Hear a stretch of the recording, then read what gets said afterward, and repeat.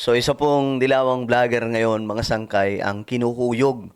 At alam nyo, sa sobrang pangunguyog mga sangkay, pati po yung mga kanya mga supporter, nag-unsubscribe na din po sa kanya. Bumagsak po ang mga subscribers niya.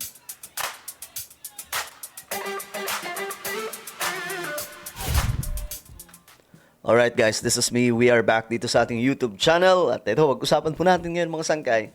Itong nangyari sa isa pong kilalang vlogger. Vlogger ito mga sangkay kasi wala naman na po siya sa tinanggal po yan siya sa ABS-CBN actually. No, so ngayon, mga sangkay, tingnan po natin. Itong si Christian Isguera kasi ay humaharap ngayon sa isang pangunguyog ng mga PBBM loyalist. Aba, sa sobrang tindi ng kanilang pangunguyog daw, mga sangkay, bumagsak pa daw po, pati po yung kanyang mga subscribers. Anyway, bago natin ituloy itong ating pinag-uusapan. Sa mga hindi pa po dyan nakakapag-subscribe, guys, isubscribe nyo na po yung ating YouTube channel para lagi po kayong updated sa mga vlog po natin, sa mga komentaryo po natin, okay? Sa mga nanonood naman po sa Facebook, i-follow nyo po yung ating Facebook page. So, ito na nga, mga sangkay. Tingnan na po natin to.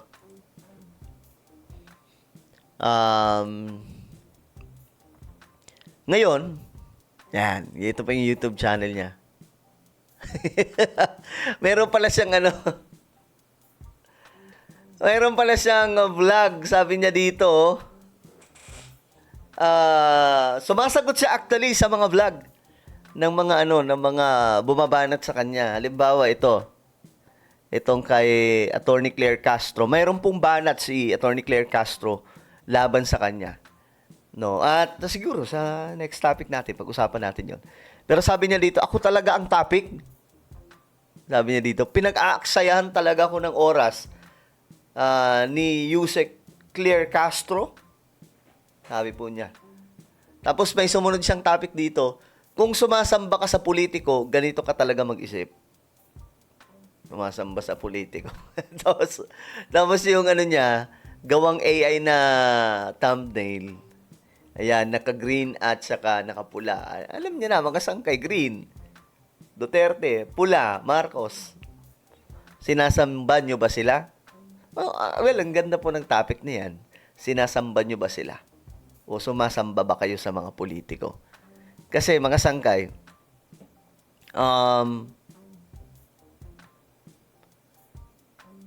kung real talkan lang, pagdating po sa pagsamba ng mga politiko, marami po tayo niyan sa Pilipinas.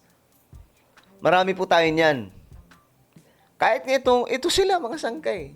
Alam po natin kung sino yung sinasamba ng mga yan na politiko. Diba? Ako, isa lang yung sinasamba ko, si Jesus. Yun lang po. He is the King of Kings and the Lord of Lords. Well, anyway, hindi po siya kasali sa topic natin yan, mga sangkay. Pag-usapan lamang po natin to kasi ayon po dito sa mga kumakalat na impormasyon. Ang laki daw po ng nabawas at bumagsak po sa 702 subscribers na lamang. Pero alam nyo ito lang. Kasi nasa 700, ewan ko siguro ang nabawas dito mga 6,000 or 8,000, mga ganun. Siguro paabutin nyo. Ito masasabi ko lang. Paabutin nyo ng 100 to 200,000 na bawas.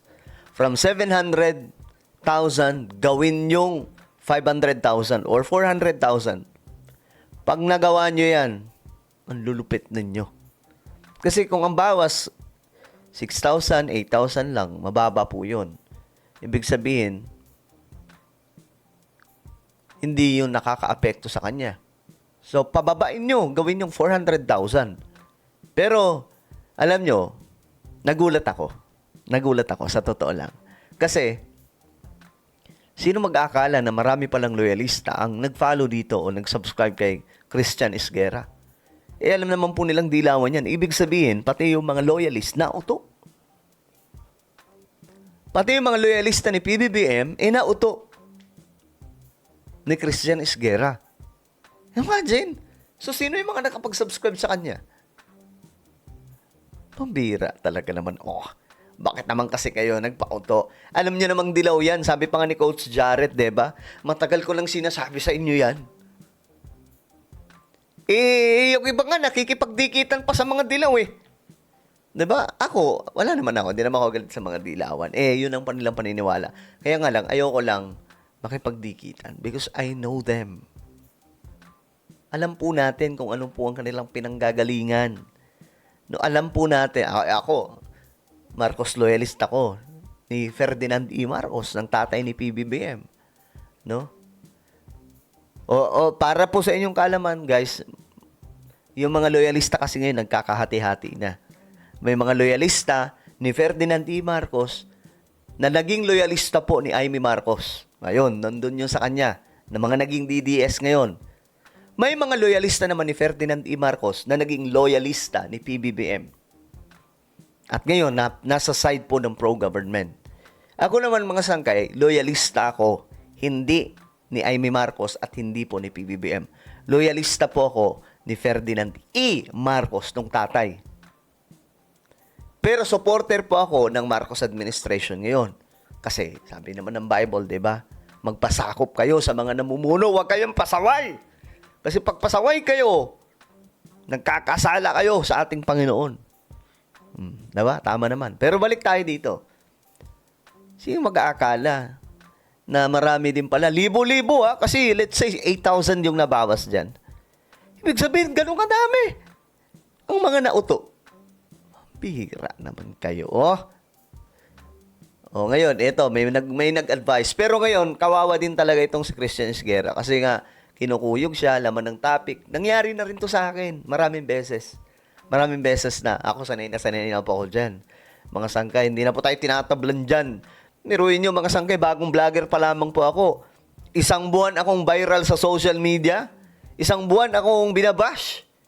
Pati yung mga kamag-anak ko, nagdi-message siya sa akin, Sabi dito ni Attorney Saranay, opinion matters. I may not believe in what you say, but I defend your right to say it. Sabi po niya dito. Then, Attorney Ed Saranay to Mr. Christian Esguerra, too soon for 2028. Focus ka muna sa common enemy. Or else, baka magaya ka sa ABS-CBN na hirap ng makabangon. Binalaan niya po si Christian Esguerra. Kasi ngayon, kinukuyog po talaga siya. Dahil po dito, ito kasi yung sinabi niya. Ating magising yung mga kababayan natin. Sinasabi ng iba, pinoprotektahan mo si Bongbong Marcos, hindi nakikinig Diba? Kakasabi ko lang kahapon Ulit-ulit ka naman sinasabi ito Kung mapalusutan ka dito sa mga insertions na ito, dalawa lang. Either tanga ka o kasabwat ka. Yan ang sinabi niya, mga sangkay. Kaya ngayon, todo tanggol siya sa kanyang sarili, mga sangkay, kasi ang daming po niyang basher. Yung mga basher niya, yun po mismo yung mga follower niya na mga loyalista ni PBBM. Well, ano po ang inyong opinion? Comment down below. Meron tayong YouTube channel. Ito po isang Revelation. Hanapin niyo po ito sa YouTube. Ngayon din, kapag nakita niyo na, i-click niyo po yung subscribe, i-click ang bell, at i-click niyo po yung all. Ako na po ay magpapaalam. Mag-iingat pong lahat. God bless everyone.